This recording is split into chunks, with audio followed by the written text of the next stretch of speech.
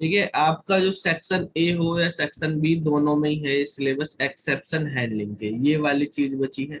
File handling हम complete कर चुके हैं, टेक्स्ट फाइल, बाइनरी फाइल हमने पढ़ ली, फाइल के टाइप, ओपन क्लोज कैसे करते हैं, रीड राइट कैसे करते हैं, बाइनरी फाइल में, टेक्स्ट फाइल में रीड राइट कैसे करते हैं, पिकल मॉड्यूल, फाइल को एक्सेस करना, ये सारा हमने पढ़ लिया है।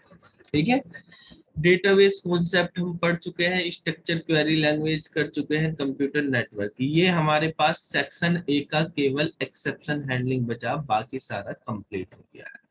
ठीक है, और सेक्शन बी में अगर चलोगे, बी के अंदर भी एक्सेप्शन हैंडलिंग है, पहले वाला ये फाइल हैंडलिंग आपका हो गया है, एक्सेप्शन हैंडलिंग बचा, दूसरा है हमारे पास स्टैक, फिर है क्यू, फिर है सर्चिंग और फिर है सॉर्टिंग, ये हमारे पास बचे। तो ये जो है स्टैक, क्यू, सर्चिंग, सॉर्टिंग, ठीक है, ये सारे के सारे डेटा स्ट्रक्चर है। ठीक है, इनको बोलते हैं हम डेटा स्ट्रक्चर, और ये हमारे पास जो है एक्सेप्शन हैंडलिंग है। तो हम इनके बारे में अब बात करेंगे, ये टॉपिक हमारे पास बचे हुए हैं। ठीक है, तो देखो अगर हम यहाँ पे देख लें, एक टॉपिक ये सेक्शन ए में भी है एक्सेप्शन हैंडलिंग का, तो इस टॉपिक को ही कंप्लीट कर लेते हैं, सेक्शन ए हमारा कंप्लीटली कवर हो जाएगा। तो जो हमारे पास सेक्शन ए 15 नंबर का, उसका क्लियरली हो जाएगा, 1-2 नंबर का एक्सेप्शन हैंडलिंग का भी क्वेश्चन आ जाता है पेपर।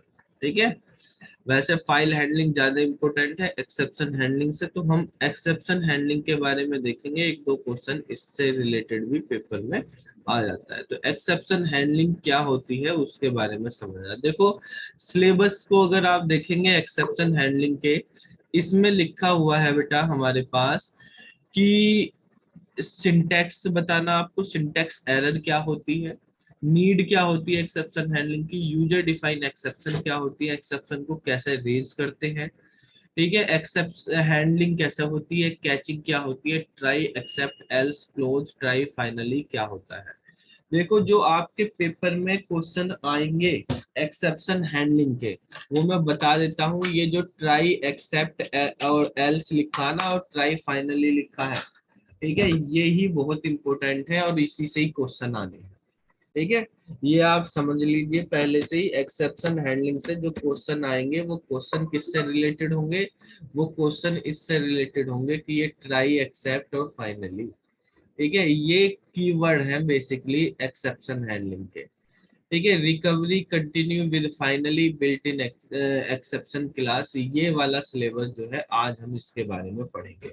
बहुत सिंपल सी चीज है, सबसे पहले तो आपको एक्सेप्शन का पता होना चाहिए भाई, एक्सेप्शन है। मान लिया आपने कोई प्रोग्राम बनाया, प्रोग्राम सेट ऑफ स्टेटमेंट होता है, मतलब स्टेटमेंट लिखी उसमें, पहली स्टेटमेंट है, ठीक है, स्टेटमेंट 2, स्टेटमेंट 3, इस तरह से स्टेटमेंट 5, स्टेटमेंट 10, 10 स्टेटमेंट लिखी है। एक प्रोग्राम बनाया जिसमें 10 स्टेटमेंट लिखी है। ठीक है, अगर सारी की सारी स्टेटमेंट सही है तो ये पूरा प्रोग्राम चल जाएगा। ठीक है, अब देखो अगर मान लिया इस वाली स्टेटमेंट में कोई एरर आ जाती है, ठीक है, इस वाली स्टेटमेंट में कोई एरर आ जाती है, तो आप प्रोग्राम को रन करोगे, प्रोग्राम रन होगा या नहीं होगा, बताओ, प्रोग्राम रन होगा या नहीं होगा। अगर एरर आ जाती है तो कुछ भी नहीं चलेगा। ठीक है, अगर एरर आ गई तो प्रोग्राम ही आपका रन नहीं होगा, मतलब वहीं पे रुका रहेगा जहां प्रोग्राम लिखा, आउटपुट स्क्रीन पे आप पहुंचोगे ही नहीं। ठीक है, तो देखो बेसिकली आप ये जो मैं स्टेटमेंट लिख रहा हूँ, आप इस तरह से समझो, ध्यान से समझना, एक्सेप्शन हैंडलिंग किस तरह से काम कर रही। ठीक है, ये जो है सीयूटी में अलग से एक एक्सेप्शन हैंडलिंग का टॉपिक डाला हुआ है। बेसिकली पाइथन में अगर आप बुक्स वगैरह में देखोगे 11th-12th की, वहां पे आपको टॉपिक नहीं मिलेगा है। तो इसको आपको ध्यान से समझना है क्या है, किस तरह से आपने, मैंने यहाँ पे लिखा एक प्रिंट हेलो, ठीक है, यहाँ पे एक स्टेटमेंट लिख दिया प्रिंट हेलो 1, इस तरह से। ठीक है, अब मैंने इसी तरह से स्टेटमेंट जो है आगे भी लिखे, हेलो 2 3 4 5 6 7 8, ये 10 स्टेटमेंट लिखे मैंने, 2 3 4 5, ये 6 हो गया, 7 8 9 और यहाँ पे 10। ठीक है बेटा, इस प्रोग्राम को हमने सेव कर दिया, प्रोग्राम में कोई गलती नहीं है। ठीक है, एक्सेप्शन ex1 के नाम से सेव कर दिया। तो अब इसको आप रन कराएंगे 10 बार, हमारे पास ये हेलो 1 से 10 तक प्रिंट हो गया। अब हम कह रहे हैं कि ये 5वें वाले प्रोग्राम में हमने यहाँ पर सेमीकोलन लगा दिया। क्या सेमीकोलन लगाने से पाइथन का प्रोग्राम चल जाता है या नहीं चलता? ठीक है, जब हमने किसी उसमें सेमीकोलन लगा दिया तो चल जाता है, कोई फर्क नहीं, ऑप्शनल होता है। सेमीकोलन आप लगाओ या ना लगाओ प्रिंट के बाद, तो वो चल जाता है। ठीक है, तो ये ध्यान रखना, पेपर में पूछ लिया कि अगर आप प्रिंट लिख रहे हो खाली या प्रिंट के बाद सेमीकोलन लगा रहे तो प्रोग्राम चलेगा या नहीं चलेगा, तो प्रोग्राम चल जाता है, एरर नहीं होती कोई भी। अब लेकिन प्रिंट की स्पेलिंग मैंने गलत कर दी, यहाँ पे प्रिंट 1 लिख दिया, तो अब तो ये गलत हो गया। अब मैं इसको रन कराता हूँ, तो देखो हेलो 1 से लेके हेलो 4 तक चला। ठीक है, 5वें में एरर आ गई, वहां पे आके रुक गया है। ठीक है, जो 5वां है वहां पे आके रुक गया है। तो बाकी आगे की चीजें भी नहीं चली हमारे पास, यहीं पे जहां पे एरर आ गई वहीं पे आपका प्रोग्राम रुक जाता है, क्योंकि हमारे पास पाइथन जो है कंपाइलर यूज नहीं करती, पाइथन यूज करती है इंटरप्रेटर। और इंटरप्रेटर हर लाइन को लाइन बाय लाइन चेक करता है, वो पहली लाइन को चेक करा सही है प्रिंट कर दिया, दूसरी को करा, तीसरी को करा, चौथी को करा, ऐसे लाइन बाय लाइन चेक करता है। तो जो लाइनें सही आ रही है उनको प्रिंट कर दे रहा है, जो हमारे पास जहां पे भी गलती आ गई वहीं पर वो रुक गया, उसने जो एरर है वो प्रिंट कर दी। अब बेसिकली बेटा अगर ये कंपाइलर होता तो कंपाइलर क्या करता, वो पूरे प्रोग्राम को एक साथ चेक करता है, तो यहाँ पे एरर आ जाती तो वो पूरे प्रोग्राम ही रुक जाता, बिल्कुल भी नहीं चलता। ठीक है, लेकिन जो है हमारे पास जब हम बात करते हैं यहाँ पे, तो यहाँ पे हमारे पास जो है, क्योंकि यूज हो रहा है हमारे पास क्या, यहाँ पे यूज हो रहा है इंटरप्रेटर, तो वो लाइन बाय लाइन चेक करता है। तो जहां तक हमारा पास प्रोग्राम सही होता है वहां तक प्रोग्राम चलता है, जहां पे प्रोग्राम में कुछ प्रॉब्लम आ जाती है वहीं पे रुक जाता है। अब एक्सेप्शन हैंडलिंग का क्या सिस्टम है, एक्सेप्शन क्या होते हैं?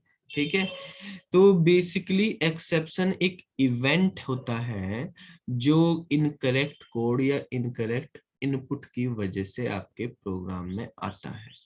एक्सेप्शन क्या है, एक इवेंट है जो, या एक कंडीशन है जो हमारे पास अकर होती है due to the incorrect code और इनपुट।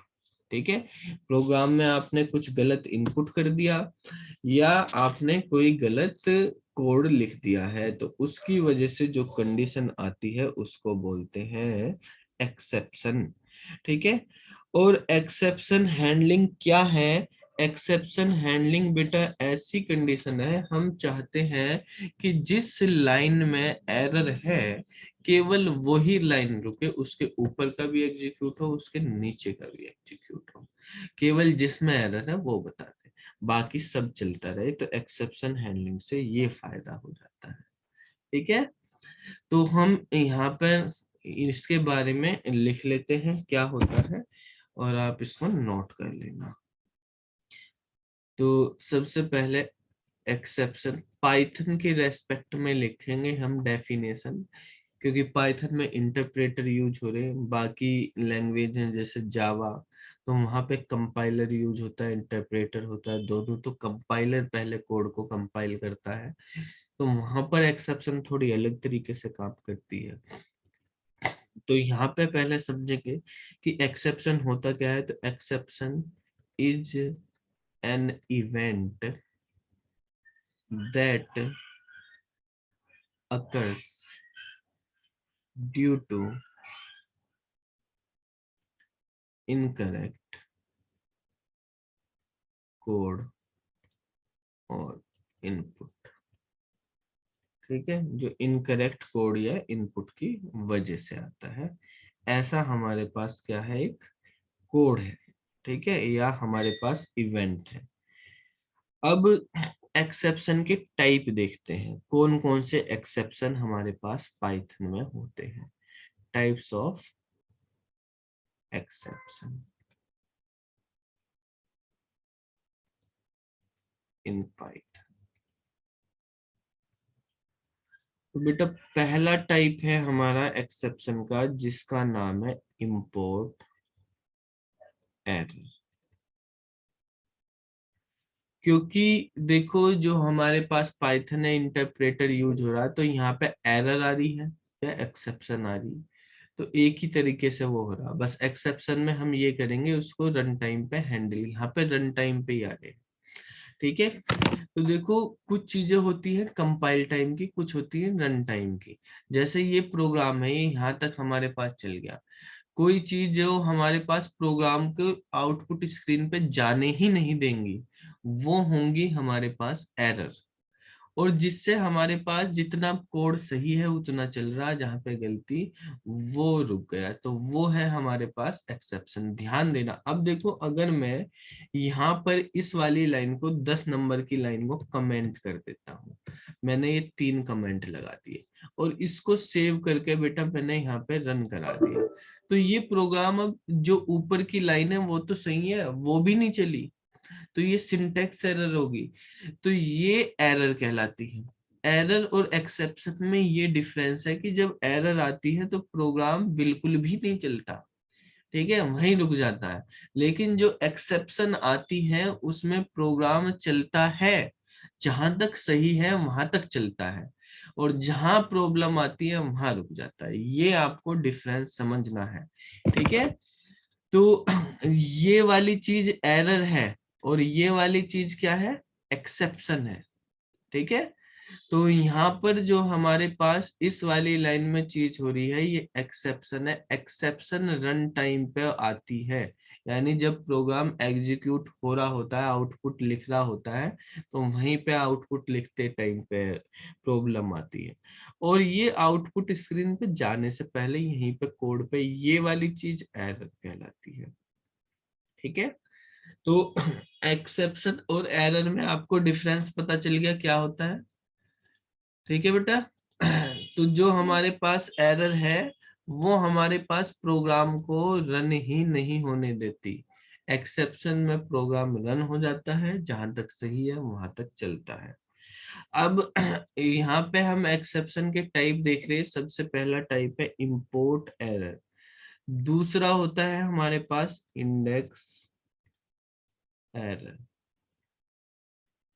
तीसरा टाइप है हमारे पास नेम एरर। अब देखो जो हमारे पास ये वाला प्रोग्राम था हमने पहले चलाया, इसमें आई थी नेम एरर, ठीक है, ये नेम एरर थी, ये एक्सेप्शन जो है नेम एरर की एक्सेप्शन थी। नेम एरर का मतलब आपने कोई चीज, किसी चीज का नाम गलत लिख दिया है, यहाँ पे प्रिंट लिखना था, प्रिंट 1 लिख दिया है। यानी नेम एरर तब आती है कोई ऐसा वेरिएबल आप यूज कर रहे हो जो अननोन हो, आपने यूज ना किया हो पहले, ठीक है, अननोन हो, उसको रिकॉग्नाइज ना कर पाया हो हमारा इंटरप्रेटर। फोर्थ टाइप होता है हमारे पास एक्सेप्शन का, जिसका नाम है सिंटैक्स एरर, ठीक है। तो फिफ्थ टाइप है हमारे पास टाइप एरर, सिक्स टाइप होता है हमारे पास वैल्यू एरर, ठीक है। तो ये हमारे पास डिफरेंट टाइप के एक्सेप्शन है। इंपोर्ट एरर का मतलब, जैसे आपको बताया था कल बाइनरी फाइल में, कि बाइनरी फाइल में डेटा इंपोर्ट करना पड़ता है एक मॉड्यूल जिसका नाम है पिकल, पिकल मॉड्यूल इंपोर्ट करना पड़ता है। अगर आप बिना पिकल मॉड्यूल के इंपोर्ट किए लोड या जो हमारे पास मेथड है डंप मेथड वो यूज करोगे तो वो नहीं चलेगा, ठीक है। क्योंकि उनकी डेफिनेशन पिकल मॉड्यूल में लिखी हुई है। तो अगर आप नहीं लिखोगे वो, तो वो नहीं चलेगा हमारे पास। तो अगर इंपोर्ट फेल हो जाता है तो ये एरर आ जाती है। इंपोर्ट फेल होने से आप इंपोर्ट यूज नहीं करते। अगर इंडेक्स एरर क्या होती है? इंडेक्स इंडेक्स आपने एरे में पढ़ी होगी या लिस्ट में पढ़ते हैं। मान लिया हमारे पास 5 एलिमेंट हैं किसी लिस्ट के अंदर, उनकी इंडेक्स होगी 0 1 2 3 4, और आप कहने लगो मुझको 10वां एलिमेंट चाहिए, 10 है ही नहीं भाई वहां पर, 10वां कहाँ से मिल जाएगा? तो वो आप गलत इंडेक्स लिख देते हो अगर, तो इंडेक्स एरर आती है। तो जब आउट ऑफ रेंज हो जाता है वो, आउट ऑफ रेंज इंडेक्स का यूज करोगे तो इंडेक्स एरर आएगी। नेम एरर का मतलब होता है कि आप कोई अननोन वेरिएबल या फंक्शन यूज कर रहे हो अपने कोड में। जैसे यहाँ पे अननोन है, ये प्रिंट 1, इसको पता ही नहीं चल रहा क्या है, इसको समझ नहीं आ रहा। ठीक है। सिंटेक्स एरर क्या होती है? सिंटेक्स एरर यही है जो यहाँ पे आ रही है, ये सिंटेक्स एरर। इसमें हमारे पास प्रोग्राम ही हमारा नहीं चल पाएगा। ठीक है। इसको भी एक तरह से एक्सेप्शन में ही डाल दिया पाइथन वालों ने, वैसे ये एक एरर होती है प्योरली। ठीक है। तो इसको जो है हम, क्योंकि यहाँ पे ट्राई वगैरह यूज करते हैं, पाइथन में इंटरप्रेटर यूज होता है, तो थोड़ी अलग तरीके से हम यूज कर लेते हैं इसको। तो इसमें कोड ही हमारे पास पास नहीं हो पाता, कोड ही हमारे पास हाई लेवल से लो लेवल में कन्वर्ट नहीं हो पाता। Code can't be passed properly. ठीक है। टाइप एरर का मतलब क्या होता है? जैसे हमारे पास कोई फंक्शन है, हम फंक्शन को कॉल करते हैं और उसमें हमें इंटीजर टाइप की वैल्यू भेजनी, लेकिन आपने स्ट्रिंग भेज दी। ठीक है। भेजनी थी स्ट्रिंग, भेज दी इंटीजर। भेजनी थी फ्लोट, भेज दी इंटीजर। तो वहां पर हमारे पास अलग अलग टाइप है। फ्लोट वाले को तो वो इंटीजर वाले को तो फ्लोट में करवा भी लेता है, लेकिन इंटीजर को स्ट्रिंग में कर दिया आपने या फ्लोट को स्ट्रिंग में कर दिया, वहां पे प्रॉब्लम हो जाती है। ठीक है। तो अगर आपके पास रॉन्ग डेटा टाइप आप यूज कर रहे हो, रॉन्ग टाइप आप यूज करते हो, तो ये यूज करी जाती है स्पेशली इन फंक्शन कॉलिंग में। ठीक है। या कहीं पे भी आप यूज करते हैं तो टाइप एरर आती है। वैल्यू एरर क्या होती है? तो जब हमने गलत वैल्यू पास कर दी, गलत टाइप का पास करना, गलत वैल्यू का पास करना। ठीक है। तो यहाँ पे टाइप मतलब उसका डेटा टाइप आपने गलत पास कर दिया, वैल्यू का मतलब आपने गलत वैल्यू दे दी वहां पे। ठीक है। जो वैल्यू मिल देनी थी जिस टाइप में, उसमें नहीं है, यहाँ पे रॉन्ग वैल्यू। ठीक है। तो वैल्यू एरर आती है। कैसे आती है सबको हम एक एक करके करते हैं। इसके अलावा हमारे पास पाइथन में, ये तो हमारे पास एरर के मेन टाइप है। ठीक है। कुछ और बिल्ट इन एरर भी होती हैं, जैसे एक एरर होती है zero division error. Zero division error, इसका मतलब आप किसी नंबर को जीरो से डिवाइड कर रहे हो तो जीरो डिवीजन एरर आती है। 7 नंबर पे लिख लेते हैं, तो बस जीरो से तो कोई डिवाइड नहीं हो सकता। ठीक है। जीरो से आप किसी चीज को डिवाइड करेंगे तो इनफाइनाइट हो जाता है ना, मैथमेटिक्स में लिख देते हैं, वैसे वो क्या होता है, नॉन डिफाइन होता है, तो वो डिफाइन ही नहीं है। ठीक है। क्या है? ऑपरेटिंग सिस्टम से रिलेटेड कुछ एरर आ जाती है तो उसको ओएस एरर बोलते हैं। तो ये आपके पास सिलेबस में एरर है या एक्सेप्शन है जो डिफाइन करी गई है। इसके अलावा यूजर डिफाइंड एक्सेप्शन भी होती है, ये सारी एक्सेप्शन पहले से ही बनी हुई है। यूजर डिफाइन मतलब हम खुद की एक्सेप्शन बना सकते हैं। ठीक है। तो वो कैसे करेंगे वो भी हम समझेंगे। अब देखो, अब यहाँ पे हम एक प्रोग्राम बनाते हैं और उसको करते हैं। मान लिया आपसे कहा गया कि आप एक नंबर इनपुट कराइए। ठीक है। आपने इनपुट कराया एक नंबर, एंटर।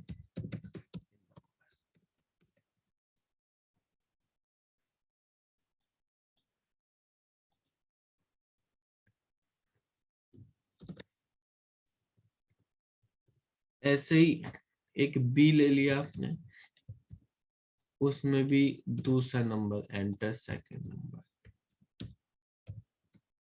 यहाँ पे फर्स्ट, 2 नंबर हमने इनपुट कराए, और एक सी लिखा जिसमें हमने a अपॉन बी कर दिया और प्रिंट कर दिया है सी को।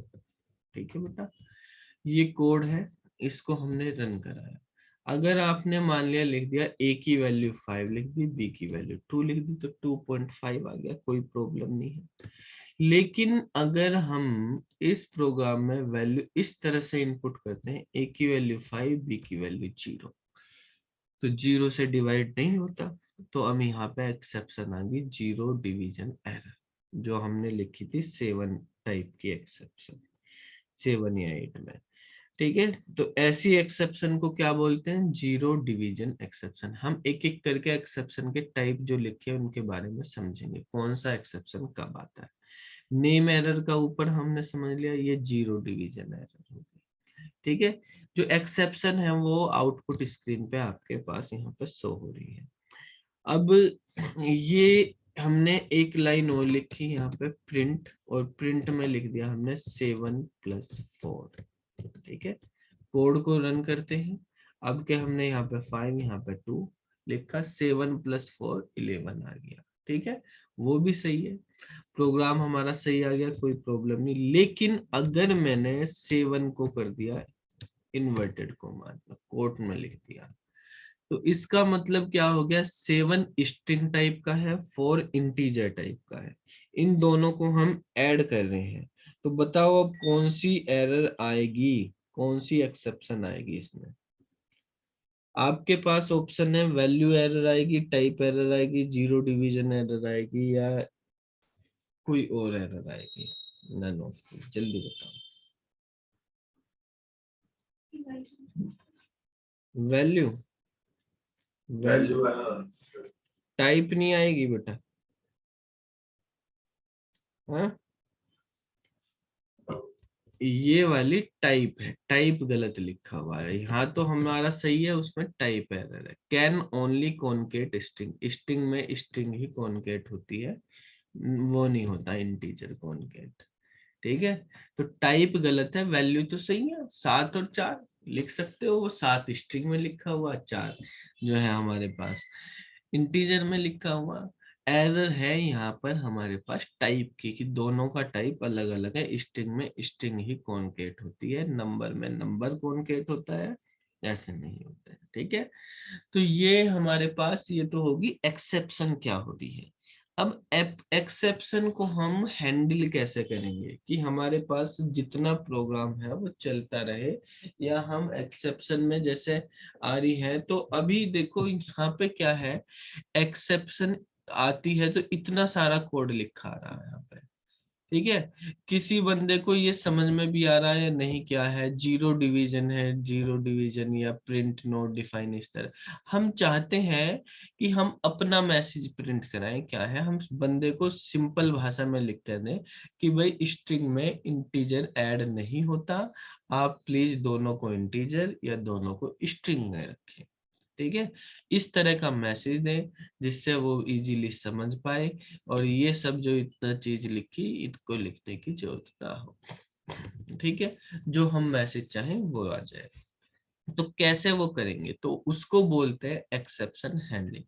एक्सेप्शन हैंडलिंग करने के लिए हमारे पास कौन से कीवर्ड यूज करे जाते हैं, ये आपके पेपर में 100% आएगा क्वेश्चन। ठीक है, तो यहाँ पर बेटा हम आपको बता देते हैं कि एक्सेप्शन हैंडलिंग जब हम करते हैं, एक्सेप्शन हैंडलिंग का मतलब जो हमारे पास एक्सेप्शन आ रहे हैं उसको हैंडल करना, जिससे हमारे प्रोग्राम का फ्लो नॉर्मल हो जाए। तो exception handling is a process to handle the run time exception of a program by which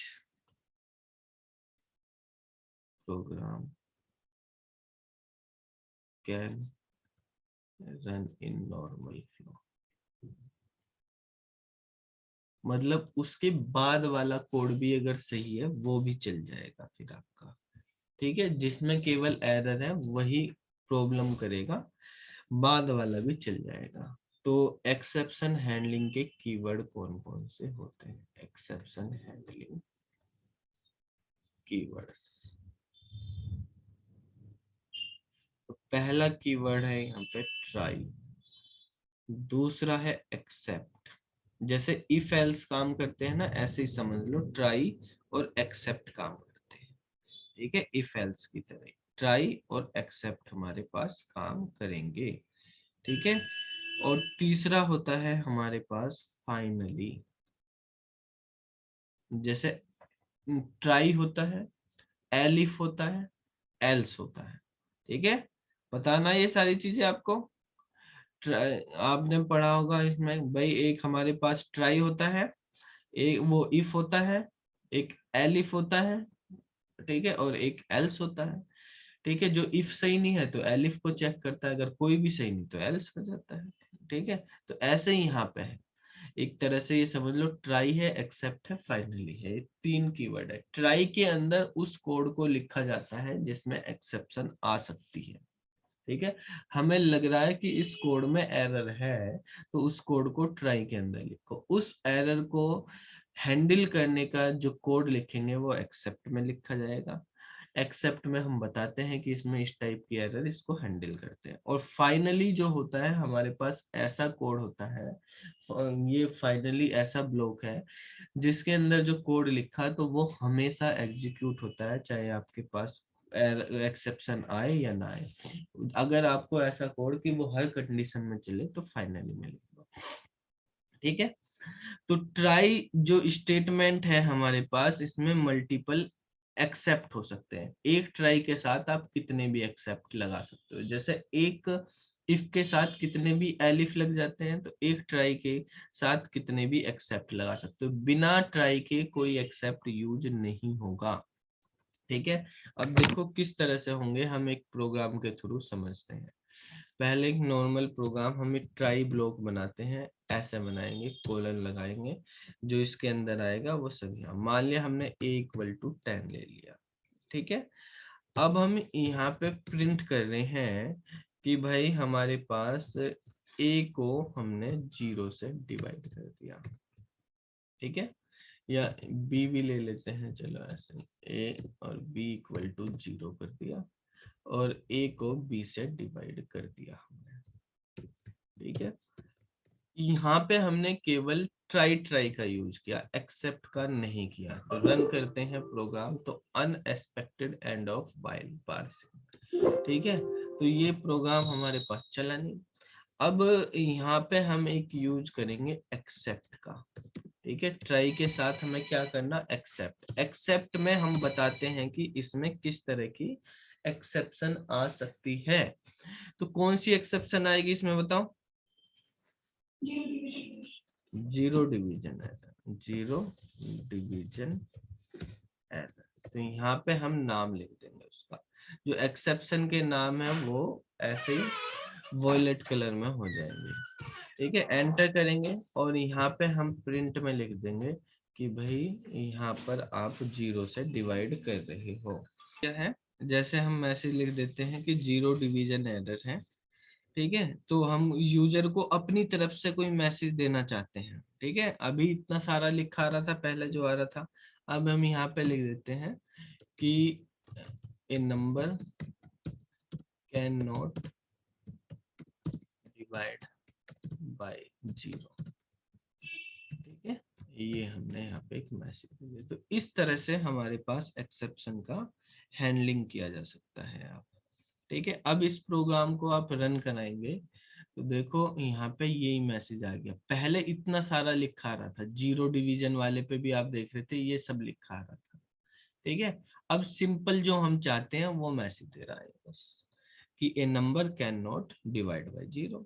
तो यूजर को हम अपनी भाषा में इजी तरीके से जो समझाना चाहते हैं वो यहाँ पे समझा सकते हैं एक्सेप्शन हैंडलिंग पे। अब देखो एक चीज और समझो, यहाँ पे हमने एक्सेप्ट से भी बाहर यहाँ पे लिख दिया प्रिंट हेलो, ठीक है। मेन एक्सेप्शन हैंडलिंग का यूज क्या है वो इस लाइन से आपको समझ में आएगा। मैंने यहाँ पे हेलो लिख दिया, अब इस प्रोग्राम को रन किया तो देखो हेलो भी प्रिंट हो रहा है, ठीक है। पहले क्या हो रहा था, अगर मैं ये वाली लाइन हटा देता हूँ, यहाँ से ये लाइन भी हटा देता हूँ, ट्राई भी हटा देता हूँ, और इसको जो है मैं यहाँ पे लेफ्ट में ले जाता हूँ, तो अब क्या होगा, क्या हेलो प्रिंट होगा? हेलो प्रिंट नहीं होगा, ठीक है। अगर हमारे पास एक्सेप्शन हैंडल नहीं होती है तो क्या होता है हमारे पास बेटा, जहां एरर आती है वहीं रुक जाता है प्रोग्राम, उसके आगे जाता ही नहीं। उसके पहले तो चला जाएगा, जो पहले अगर कुछ लिख रहे हो यहाँ पे आप, वो तो चलता रहेगा आपका। जैसे आपने यहाँ पे इंडिया लिख दिया तो पहले वाला तो चलता रहता है, नॉर्मल केस में भी आप चाहे ट्राई एक्सेप्ट लगाओ या ना लगाओ, लेकिन बाद वाला नहीं चलता। लेकिन एक्सेप्शन आने से जिस कोड में प्रॉब्लम है केवल वही कोड रुकेगा अगर आप एक्सेप्ट यूज कर लोगे, बाकी सब चलेगा, उसके ऊपर का भी उसके नीचे का भी। तो ये फायदा होता है एक्सेप्शन हैंडलिंग का। देखो इंडिया भी आ रहा, इसमें प्रॉब्लम थी, ये रुक गया, हेलो सही है तो सही है, ठीक है। अब देखो अगर ट्राई के अंदर जो चीज लिखी हुई है, इसमें भी इस लाइन में प्रॉब्लम है, प्रिंट ए अपॉन बी वाली लाइन में। इससे ऊपर मैं यहाँ पे लिख देता हूँ, ठीक है, यहाँ पे लिख दिया मैंने पाइथन, तो इस लाइन में तो कोई प्रॉब्लम नहीं, तो ये लाइन चलेगी, पाइथन लिखा आएगा। लेकिन अगर मैं इस लाइन के नीचे लिखता हूँ, यहाँ पर प्रिंट लिख दिया मैंने, यहाँ पे लिख दिया हाय, ठीक है, तो ये वाली लाइन नहीं चलेगी, हाय नहीं आएगा, ठीक है। तो अब आप कहोगे कि सर आप तो बता रहे कि एक्सेप्शन हैंडल कर लेते हैं तो नीचे का भी चलता है ऊपर का भी चलता है, तो नीचे का ऊपर का बेटा जो ट्राई के बाहर वाली चीजें हैं वो चलती हैं, ठीक है। ट्राई के अंदर वाली तो ऊपर की चलेंगी, नीचे की नहीं चलेंगी। क्यों? देखो इसका एग्जीक्यूशन क्या होता है, सबसे पहले इंटरप्रेटर इसको इंटरप्रेट करेगा, ये सही है प्रिंट कर देगा। अब यहाँ आएगा ये भी सही, ये भी सही, ये भी सही, यहाँ तक प्रिंट हो गया, इंडिया भी प्रिंट हो गया, पाइथन भी। अब यहाँ पर आया तो प्रॉब्लम आ गई। अब वो देखेगा कि ये एक एरर आ रही है, एक्सेप्शन आ रही है कि आपने ये एक्सेप्शन हैंडल की है या नहीं।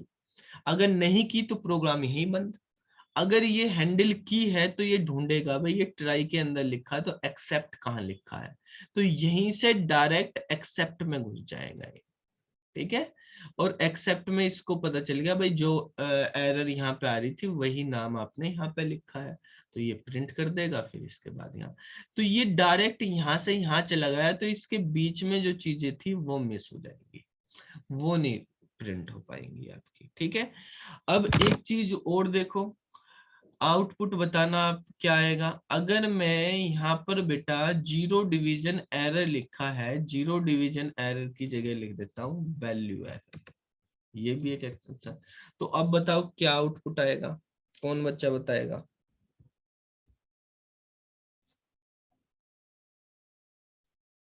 बताओ बेटा। इनवैलिड एरर नहीं, एक्सेप्शन तो आया लेकिन वो हैंडल नहीं हो पाया। जो एक्सेप्शन आया था वो आपने हैंडल नहीं किया, वो वाला कोई दूसरा कर रहे हैं आप, तो दूसरा करते रहो तो एक्सेप्शन हैंडल नहीं होगा तो नीचे वाला चलेगा ही नहीं।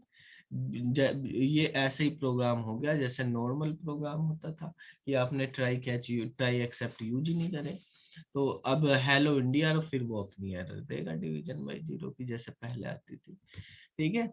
तो मतलब जिस टाइप का एक्सेप्शन आ रहा उसी टाइप का आप लिखोगे तभी तो होगा वहां पे।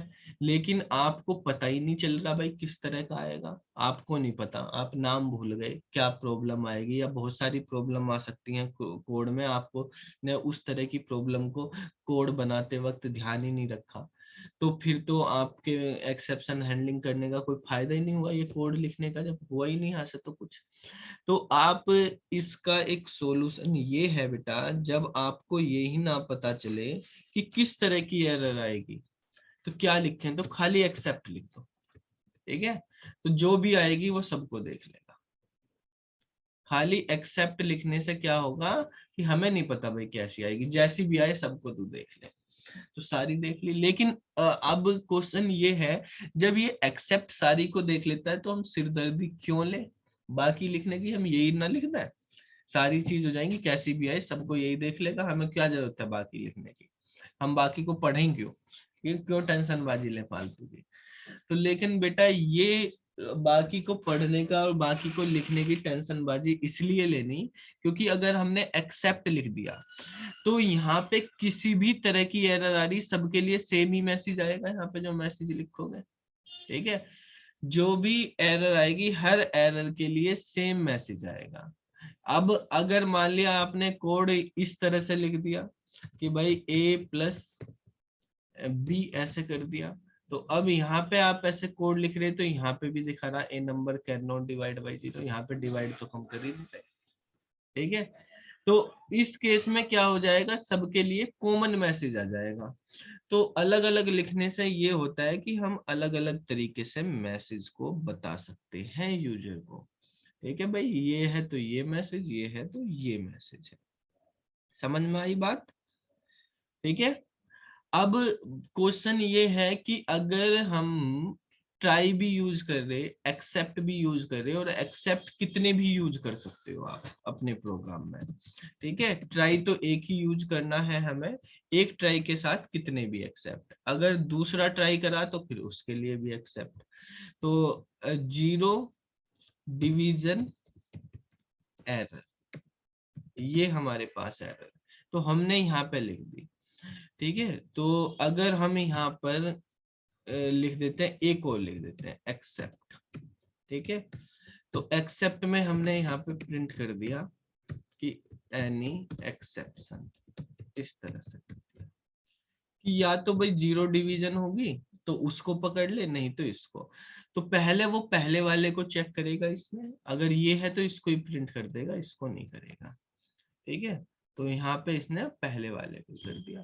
अब अगर मान लिया आप ऐसे लिखते हैं यहाँ पे 5 प्लस 6, तो ये क्या आ गई, टाइप एरर आ गई, तो टाइप एरर थी तो ये एनी एक्सेप्शन में चला जाएगा, क्योंकि इस टाइप की तो है नहीं, ये इसको हैंडल नहीं कर पाएगा, तो इसको हैंडल कौन करेगा, एक्सेप्ट करेगा, ठीक है। तो अगर या तो आप यहाँ पे एक लिख दो भाई टाइप एरर, ठीक है, और एक एक्सेप्ट और बना लिया हमने यहाँ पे एनी एरर वाला था, तो यहाँ पे लिख दिया हमने कि string can not concat with integer, ठीक है बेटा। अब इसको रन कराया तो string can not concat with integer, type error थी वहां पे, तो जोन सी भी होगी उस वाले में चला जाएगा और फिर कर देगा। अब देखो पेपर में आपके बेटा ऐसे क्वेश्चन आ सकता है, इनको तो आप आगे पीछे कहीं भी लिख सकते हो कि हम ये एक्सेप्ट सबसे पहले लिख लें, ठीक है, और बाकी बाद में लिख लें, ऐसे कर लें, तो क्या प्रोग्राम चलेगा, रन कराओगे तो प्रोग्राम ही नहीं चलेगा, ठीक है, रन कराओगे तो प्रोग्राम ही नहीं चलेगा। क्यों, एक्सेप्ट को सबसे बाद में लिखना है, जैसे एलिफ में एल सबसे बाद में आता है, तो ऐसे ही एक्सेप्ट सबसे बाद में आता है। आपने एक्सेप्ट यहाँ पे लिख लिया, रन कराया तो भी एरर आ गई, ठीक है।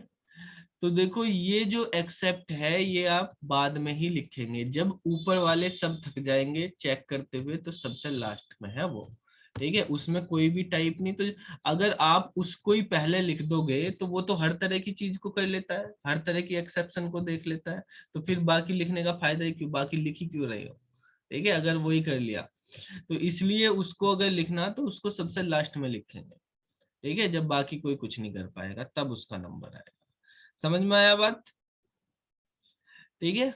तो ये हमारे पास एक्सेप्शन का कॉन्सेप्ट होता है, किस तरह से एक्सेप्शन हैंडलिंग काम करती है, ये हमने यहाँ पे सीखा है। किसी को यहाँ तक जो हमने अभी पढ़ा कोई डाउट हो तो आप पूछ सकते हो, फिर हम आगे जो है फाइनली है इसमें अपनी एक्सेप्शन बनानी और है, वो हमारे पास एक क्लास का और है कि फाइनली कैसे यूज होगा, अपनी एक्सेप्शन खुद की कैसे बनाएंगे, ये तो सब बनी हुई है, उनके बारे में